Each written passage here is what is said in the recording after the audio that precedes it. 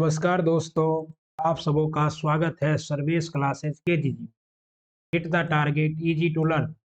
साथियों, आज हम लोग बात करने वाले हैं, जैसा कि आपको पता है कि आज हमारे देश के वीर सपूत सुभाष चंद्र बोस जी का क्या है, जन्म दिवस है। तो इन्हीं के बारे में इनका पूरा जीवनी पढ़ेंगे कंप्लीट डिटेल से और जानेंगे कि कैसे आजाद हिंद फौज का गठन हुआ था और कैसे भारती के एक वीर सपूत ने सबसे कम उम्र में आईसीएस, जो उस समय की सबसे मुश्किल परीक्षा होती थी, उसे एक अटेम्प्ट में ही क्लियर करने का काम किए थे। आइए जानते हैं सुभाष बाबू के बारे में। सुभाष बाबू का जन्म जो है आपको पता ही है, 23 जनवरी 1897 को 1897 को कहाँ हुआ था? कटक उड़ीसा में हुआ था। कहाँ हुआ था? कटक कटक कटक उड़ीसा में। कहाँ हुआ था? कटक उड़ीसा में हुआ था। ठीक है, सुभाष बाबू का जन्म। और ये इनके माता का पिता का क्या नाम था? तो पिता का नाम था जानकी नाथ बोस। क्या नाम था? जानकी नाथ जानकी नाथ बोस। ओके, ठीक। और माता का क्या नाम था? इनके माता का नाम था प्रभावती। क्या नाम था माता का? प्रभावती। ओके। और आपको पता है कि अपनी माता पिता के ये कितने नंबर संतान थे? तो ये अपने माता पिता के 14 संतान थे। इनके माता पिता को कुल कितने संतान था? 14 संतान, जिनमें इनका नंबर कितना आता था? तो इनके 9 नंबर पर थे। कौन? आपके सुभाष बाबू। ओके। और सुभाष बाबू ने ग्रेजुएशन किया था कहाँ से? स्नातक स्कॉट कॉलेज कोलकाता से। स्नातक कहाँ से इन्होंने किया था? Scott college Kolkata. Scott college Calcutta से। ओके। और इसके बाद जो है ये दर्शन शास्त्र से। किससे किए थे ये किए थे दर्शन शास्त्र से किए थे। ओके। और उनके बाद इन्होंने क्या किया? आईसीएस में। कब? आईसीएस आईसीएस में इन्होंने 1920 में। ओके, 1920 में ये सबसे कम उम्र के आईसीएस क्वालिफाई आदमी थे। और कितना रैंक लाए थे? तो 4th रैंक लाए थे। 4th rank. समझ जाइए, उस समय इनको तैयारी करने का पूरा वक्त भी नहीं मिला था, फिर भी ये लंदन गए और झंडा गाड़ के आए। इन्हें पिताजी ये जब पढ़ लिख लिए तो ये बोले, भाई क्या करूंगा? राजनीति करूंगा, देश की आजादी में भाग लूंगा। लेकिन इनके पिताजी ने इनसे कहा, तुमसे कुछ होता जाता तो है ना, कुछ कर सकता है ना, इसलिए झूठा मूठा राजनीति करना चाहता। पिताजी की इस बात को दिल से लगाकर सुभाष चंद्र बोस चल गए कहाँ? लंदन। और वहां पर उन्होंने आईसीएस की तैयारी की और कितने रैंक लेकर पिताजी को दिखाया? 7th rank. और उसके बाद ये 4th रैंक, सॉरी। और मात्र 7 महीने के बाद इन्होंने क्या किया? आईसीएस से इस्तीफा दे दिया। किससे इस्तीफा दे दिया? आईसीएस से। इसलिए अंग्रेज इनसे बहुत खार खाते थे, क्योंकि अंग्रेज का सबसे इंपॉर्टेंट एग्जाम को क्वालिफाई करने के बाद उसे क्या कर चुके थे? इस्तीफा देकर वापस आ गए थे। ओके। इन्हें इन्हें जो है मांडले जेल में रखा गया था। मांडले जेल, जिसमें आपको ज्यादातर आदमी को काला पानी की सजा पर रखा जाता था 1925 में। ओके। लेकिन ये और 1930 में सबने अवज्ञा आंदोलन में विट्ठल भाई का सहयोग, इन्होंने विट्ठल भाई का खूब मदद किया। क्या किया? सुभाष, जो सरदार वल्लभ भाई पटेल के बड़े भाई थे, सरदार वल्लभ भाई पटेल के बड़े भाई विट्ठल भाई पटेल, उनका इन्होंने खूब सेवा किया। तो विट्ठल ने क्या किया? विट्ठल भाई पटेल का इन्होंने विट्ठल भाई पटेल ने इन्होंने अपनी निजी संपत्ति दे दी। क्या दे दी? संपत्ति। जब संपत्ति दे दिया तो इसी वजह से क्या हुआ? इनके और जो विट्ठल भाई पटेल के छोटे भाई थे सरदार वल्लभ भाई पटेल, उनके बीच में बहुत ज्यादा मतभेद उत्पन्न हो गया। क्योंकि जो आपके विट्ठल भाई पटेल थे, इनकी संपत्ति जब ये ले लिए तो इससे सरदार वल्लभ भाई पटेल क्या हुए? नाराज हुए। उन्होंने संपत्ति दिया था ताकि ये क्या कर सके? उस संपत्ति का प्रयोग भारतीय स्वतंत्रता के लिए कर सके। ओके। इसी समय इनको टीबी हो गया, लेकिन ये हमेशा जो जेल से है तो हमेशा अच्छी अच्छी बातें लिखते थे। लेकिन इन्हें टीबी हो गया और इन्हें 1927 इन्हें क्या किया? रिहा कर दिया गया। और ये उसके बाद स्वास्थ्य लाभ के लिए कहाँ चले गए? ऑस्ट्रिया। कहाँ चल गए, अस्टिया चले गए, और यहीं पर इनकी मुलाकात किससे हुई थी, विट्ठल भाई पटेल से हुई थी। ओके, और इन्होंने यहीं पर क्या किया था, एमिली सहगल से शादी किया था। किससे, एमिली सहगल से शादी किया था। कब, 1937 में। तो ये सुभाष बाबू का निजी परिचय था। अब आइए इनका जो है मेन काम देखते हैं। और इन्होंने अपने जीवन पर एक किस पुस्तक लिखी थी, जिसका नाम क्या था, इनके पुस्तक का नाम, इनके पुस्तक का नाम था आपका द इंडियन स्ट्रगल। क्या नाम था, the Indian struggle. Okay, most important है, कई बार पूछा जाता है, ठीक ना, आप लोग इसको याद रखेंगे। आइए, अब जब वापस शादी करके एमिली सहगल के साथ 1937 में ये इंडिया आए, उस समय इन्हें क्या बनाया गया, कांग्रेस का, ये 1938 में क्या बने, 1938 में पहली बार कांग्रेस के अध्यक्ष बने। क्या बने, कांग्रेस के अध्यक्ष बने। ओके, और अध्यक्ष कैसे बने थे, तो निर्विरोध अध्यक्ष बने थे। क्या बने थे, निर्विरोध अध्यक्ष बनने का इन्हें, सॉरी, निर्विरोध अध्यक्ष बने थे ये 1938 में। और 1938 में कहाँ बने थे, तो हरिपुरा गुजरात में। कहाँ, हरिपुरा गुजरात में। ओके, और फिर 1939 में ये दोबारा अध्यक्ष पद के लिए खड़े हो गए। गांधी जी ने इनका विरोध किया, क्योंकि दोनों के अंदर विचार का मतभेद था। गांधी जी इनके विरोधी नहीं थे, लेकिन दोनों के अंदर, ये कोई भी कृत्य करने के लिए, भारत की आजादी के लिए कोई भी कृत्य करने के लिए सुभाष बाबू तैयार थे, लेकिन गांधी जी तैयार नहीं थे। इसीलिए गांधी ने कैसे बनाया था, पट्टाभी सीतारामैया को अपना उम्मीदवार बनाया था। वैसे आपको पता है कि गांधी जी पहले किसे, राजेंद्र प्रसाद को ही बोले थे, लेकिन राजेंद्र प्रसाद को सुभाष बाबू के समर्थकों ने क्या किया, उनका कुर्ता तुर्ता सब फाड़ दिया। राजेंद्र बाबू ने अपना नाम वापस ले लिया, लेकिन पट्टाभी सीतारामैया जो कि साउथ से आते थे, उन्होंने क्या किया, गांधी जी के कहने पर चुनाव लड़ा, लेकिन ये सुभाष बाबू से क्या हुए, चुनाव में हार गए। गांधी जी के समर्थन के बावजूद सुभाष चंद्र बोस ने इन्हें चुनाव में हरा दिया। लेकिन जब ये जीत गए तो सबों ने इनसे कहा कि अब आप जीत गए तो अपना टेन्योर पूरा कीजिए, लेकिन उन्होंने क्या किया, यहाँ पे त्रिपुरी अधिवेशन, इसी को आपको किस संकट के नाम से जाना जाता है, त्रिपुरी संकट के नाम से, त्रिपुरी संकट के नाम से जाना जाता है। लेकिन सुभाष बाबू ने क्या किया, इस्तीफा दे दिया। और त्रिपुरी कहाँ है, तो एमपी में है, जबलपुर के पास। ओके, बहुत बार क्वेश्चन आता है। और उसके बाद पट्टाभी सीतारामैया भी हार गए, सुभाष चंद्र बोस ने इस्तीफा दे दिया। तब जाके अध्यक्ष कौन बने फाइनली, डॉक्टर राजेंद्र प्रसाद। कौन बने, डॉक्टर राजेंद्र प्रसाद को अध्यक्ष बनाया गया बचे हुए कार्यकाल के लिए। और इन्होंने 1939 में क्या किया था, इन्होंने 1939 में फॉरवर्ड ब्लॉक की स्थापना कर ली थी। किसकी स्थापना, फॉरवर्ड ब्लॉक की स्थापना कर ली, कौन, सुभाष चंद्र बोस ने। और तभी 1940 में क्या आता है, तो तभी 1940 में आता है इंडियन सिक्योरिटी एक्ट। क्या आता है, इंडियन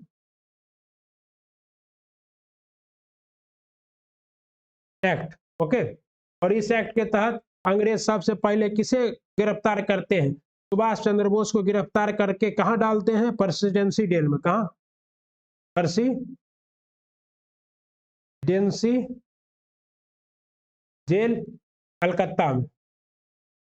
ठीक, और सुभाष बाबू की यहाँ भी तबीयत बिगड़ जाती है, और इन्हें फिर क्या होता है, ये भूख हड़ताल कर देते हैं। और 5 दिसंबर को इन्हें क्या किया जाता है, 5 दिसंबर 1940 को आजाद कर दिया जाता है। आजाद का मतलब ये नहीं है कि पूरा आजाद, घर में इनको, घर में क्या रखा जाता है, नजरबंद, नजरबंद। लेकिन तभी ये क्या करते हैं कि घर में नजरबंद रहने के दरमियान अपने भतीजा शिशिर बोस के सहायता से, किसके, शिशिर बोस के सहायता से ये क्या करते हैं, तो भेष बदलते हैं, और एक मुस्लिम का भेष धारण कर कर, और किस नाम से, मोहम्मद जिया उद्दीन के नाम से भेष बदल कर ये क्या करते हैं, अपने घर से किसी तरह और अपने नाम में जो मोहम्मद BLLB, ठीक ना, राम तलवार, और भेष बदल कर वहां से निकल जाते हैं। और फिर जब ये आप कहाँ पहुंचते हैं, अफगानिस्तान। कहाँ पहुंचते हैं आप, अफगानिस्तान। अफगानिस्तान में ये कैसा हो जाते हैं, गूंगा गूंगा बहिरा हो का रोल करते, क्योंकि इनको अफगानी भाषा फारसी आती नहीं थी, ये बोलते तो पकड़े जाते, इसलिए ये क्या करते, गूंगा बहिरा का काम करते हैं। और तभी इनका क्या होता है, भगत राम तलवार रहमत खां इन्हें इटली के लिए भेजता है, किसके लिए, इटली के लिए। और फिर इटली के बाद ये कहाँ पहुंचते हैं, रूस पहुंचते हैं। कहाँ पहुंचते हैं, रूस। जब ये रूस पहुंचते हैं तब तक में रूस क्या होता है, रूस इंग्लैंड के मदद के लिए युद्ध में उतर चुका होता है। तब सुभाष बाबू के पास कोई कुछ तो बचा नहीं था, रूस से भारत के खिलाफ, इंग्लैंड के खिलाफ मदद मांगने का कोई औचित्य नहीं था। तो ये क्या होते हैं, मास्को से कहाँ रवाना हो जाते हैं, बर्लिन रवाना हो जाते हैं। और बर्लिन जाकर इनका लक्ष्य किससे मिलना रहता है, बर्लिन जाकर इनका लक्ष्य, बर्लिन जाकर सुभाष बाबू का लक्ष्य रहता है किनसे मिलना, तो आपके हिटलर से। लेकिन वहां इनका हिटलर से सीधा मुलाकात नहीं होता है, पता है आपको, हिटलर के साथ साथ हम शक्ल रहते थे, तो साथ हम शक्ल को हिटलर बारी बारी से भेजता है, लेकिन सुभाष बाबू किसी से हाथ मिलाने के लिए खड़े नहीं होते हैं। तब जाकर जब ओरिजिनल हिटलर आता है तो ये खुद ब खुद खड़े हो जाते हैं। यह देखकर हिटलर आश्चर्य में पड़ जाता है, ठीक। और इन्हें इन्हें जो है, जितने भी इंडियन प्रिजनर थे उनको लेकर एक सेना बनाने की अनुमति दे देता है, कौन, हिटलर। लेकिन इसके सहयोग कौन करता है, हिटलर का जो सेनापति था रिबेनट्रॉप, कौन करते हैं, रिबेनट्रॉप इनका मदद करता है, कहता है आप सेना बना लीजिए, ठीक। और इन्होंने ये क्या करते हैं, the free region, the free Indian legion नाम से क्या बनाते हैं, सेना बनाते, द फ्री इंडियन लीजन नाम से, ओके। और इसमें जितने भी प्रथम द्वितीय विश्व युद्ध में जो भी पकड़े गए सैनिक थे उन्हीं को ये लेकर क्या करते हैं, बनाते हैं। लेकिन वहां से इनको हिटलर से थोड़ा सहयोग मिलता है, फिर ये उन्हीं लोगों को क्या कर रहे होते हैं, संबोधित कर रहे होते हैं। और जब संबोधित कर रहे होते हैं तभी क्या होता है, हिटलर इनके संबोधन को सुनता है और प्रभावित होकर इन्हें किसकी उपाधि दे देता है, नेताजी की। किसकी उपाधि दे देता है, तो नेताजी की उपाधि कौन देता है, हिटलर, ओके। इस बात को आप लोग याद रखिएगा। और फिर आप देखिए यहाँ से सुभाष चंद्र बोस के जीवन में एक नया अध्याय जुड़ता है। इन्हें जर्मनी के द्वारा कुछ ज्यादा सहयोग नहीं मिल रहा होता है, तो ये कहाँ, जर्मनी से जहाज के माध्यम से, कहाँ, जर्मनी से जहाज के माध्यम से ये जापान पहुंच जाते हैं, जापान। और जापानियों को मनाते हैं कि क्या करना है, इनको सहयोग के लिए जापानियों को ये किसी तरह मनाते हैं। और जापानी फिर इनको सहयोग करते हैं और ये पहुंच जाते हैं कहाँ, सिंगापुर पहुंच जाते हैं। जहां सिंगापुर में आपको पता है 1912 में जो लॉर्ड हार्डिंग द्वितीय पर बम फेंके थे, कौन, रास बिहारी बोस, ये यहाँ पर इनका इंतजार कर रहे होते हैं, क्योंकि ये तब तक क्या बना लिए रहते हैं, आजाद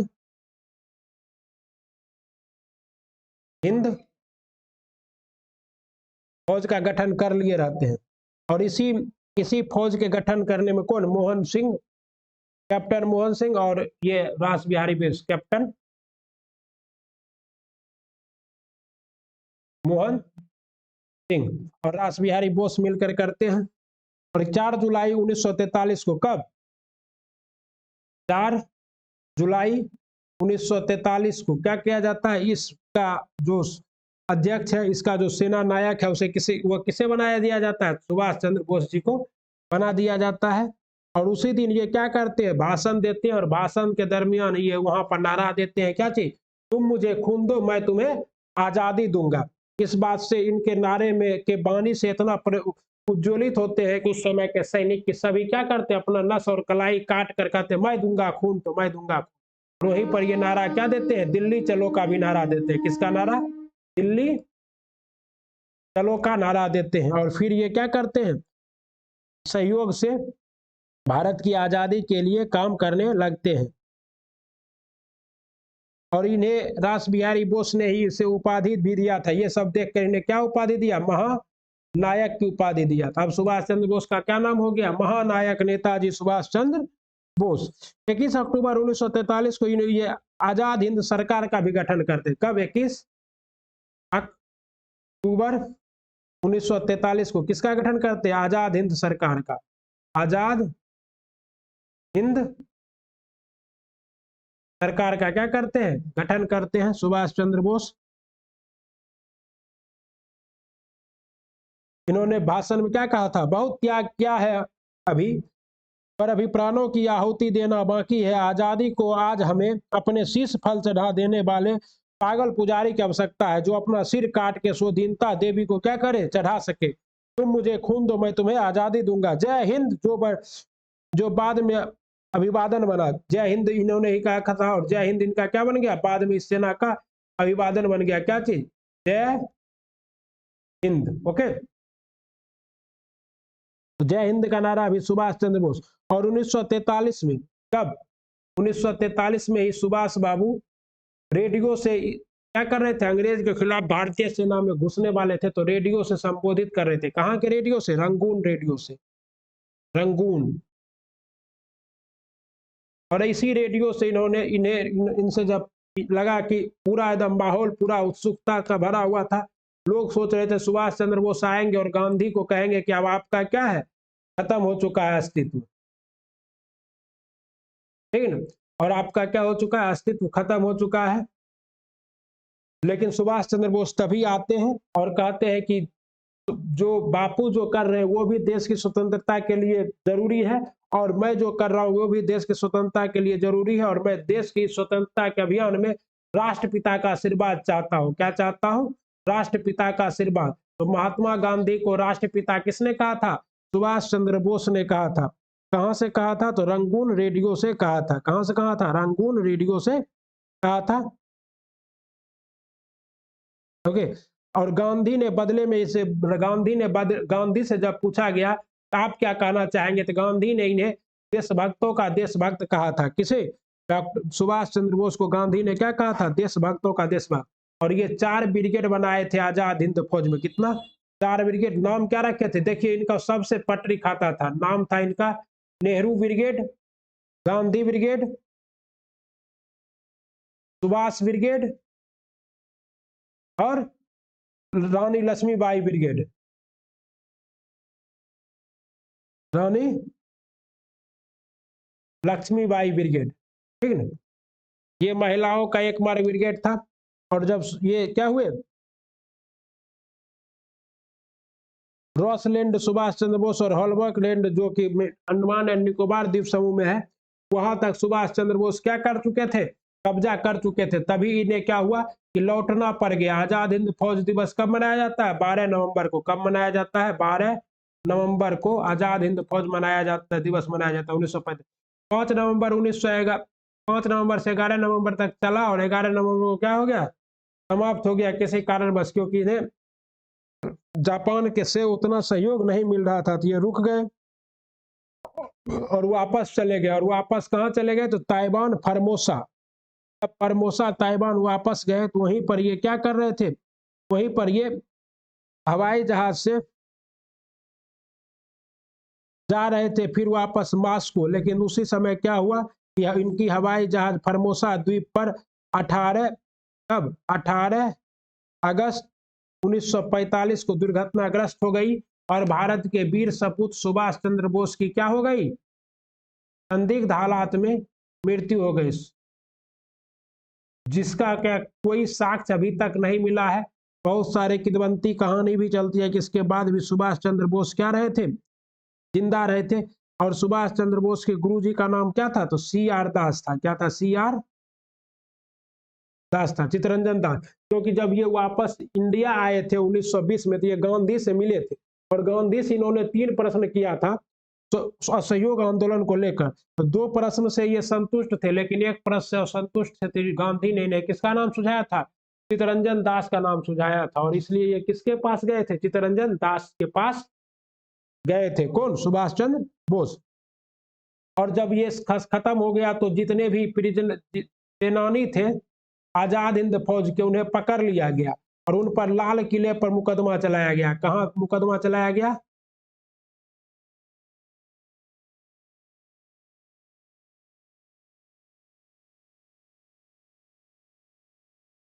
उन पे लाल किले पे मुकदमा चलाया गया। और इस मुकदमे में, लाल किले के मुकदमे में, इनका मेन जो वकील था वो कौन था? भोला भाई देसाई। कौन था? भोला भाई देसाई मुख्य वकील थे। ठीक है, ये भी बहुत बार क्वेश्चन आता है। भोला भाई देसाई। ओके, तो सुभाष चंद्र बोस जी अपने समय के सबसे बड़े नेता थे। कहा जाता है कि गांधी के बाद अगर किसी व्यक्ति की सबसे ज्यादा राष्ट्र में मांग थी, वो सुभाष चंद्र बोस से। तभी तो इन्होंने गांधी जी के विरोध के बावजूद पट्टाभी सीतारामैया को 1939 के त्रिपुरा में अधिवेशन भरा दिया था। ऐसे वीर सपूत सुभाष चंद्र बोस की जयंती पर हम उन्हें सत नमन और वंदन करते हैं। और आप लोगों से उम्मीद है कि आप लोगों को यह वीडियो अच्छा लगा होगा। सुभाष बाबू के पूरा जीवनी को हमने उकेरने का प्रयास किया, कॉम्पिटिटिव एग्जाम से संबंधित, और ये पढ़ने लिखने में तो माहिर थे ही। चलिए, अगर आपको यह वीडियो अच्छा लगा तो अपने दोस्तों के साथ शेयर कर दीजिए और क्या कीजिए, लाइक सब्सक्राइब तो चैनल को कर ही दीजिएगा। धन्यवाद। जय हिंद, जय भारत।